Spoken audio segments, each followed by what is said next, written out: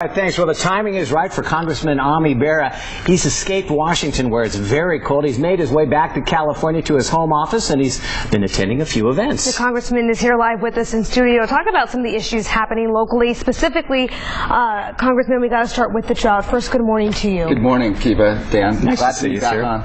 Glad to have you. Let's talk about the drought plaguing our state right now, all across the entire state. We heard the governor talk about it during his State of the State. You recently had a roundtable discussion about it just this week. Absolutely. And we've been talking about this since November, when it looked like we were going to hit a record dry season, record dry winter. It's the driest winter we've had in 100 years.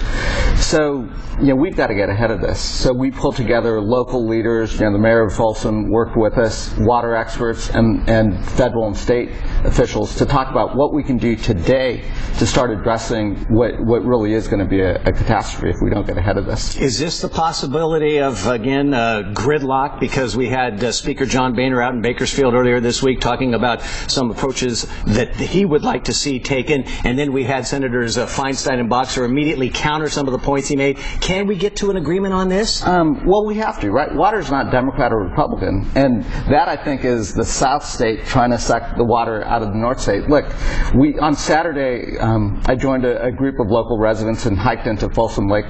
And if you want to deny that this is catastrophic conditions, go down to Folsom Lake and hike in there. This is dramatic. So this isn't a time for us to be sucking more water down to the south. We've got to protect the water up here, hang on to it, and then solve this for the long haul.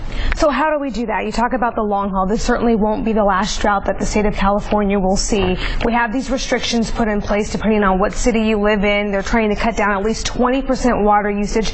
So those are the small things that we can do. But what can lawmakers do? Well, so what we have to do is we've got to increase our storage capacity. We also have to recognize that our biggest reservoir is the snowpack. And, for anyone who goes up there and skis like I do, it's been disappearing over the last. So we have to recognize more precipitation is coming down as rain as opposed to snow. So how do we capture that precipitation, store it, and then move it? I get that we have to convey it to the Central Valley for farming and so forth, but we've got to come up not with 20th century solutions, but with 21st century solutions. Congressman, you brought a guest with you, and we'd like him to come on in here right now. This is a wounded war veteran, Matthew Sakato, and we welcome you to News 10 at 9. How you doing today? Excellent to be here. Thank you very much. Why don't you tell us why you brought him in here and what your plan is for Matthew next week? As I did last year with Mary Beth Crop, the State of the Union is coming up on Tuesday, and Matt is going to be my guest this year for the State of the Union. He's a Sacramento County native.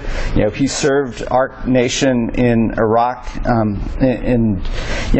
I've got this privilege. Why not, recognize heroes like Matthew who are local? So, Matt's going to be my guest this year for the State of the Union. Well, and Matt, tell us, what does that mean for you, for the congressman to reach out to you? It's an honor, first and foremost, to be invited by the congressman to the State of the Union as a resident of Sacramento and somebody that served our country. Now to see the president himself speak to our nation, and just to be with the congressman and everybody else, the lawmakers, and very excited. Did he tell you what the temperature is going to be back there when you go back? We're packing nothing but coats. Yeah. Definitely. Yes. You're going to need it. Well, we want to thank you for your service to this country, Matthew, and we congratulate you on being able to go to the State of the Union. Congressman, it's always great to see you. Absolutely. It's great to be back. Thank you both. Thank you.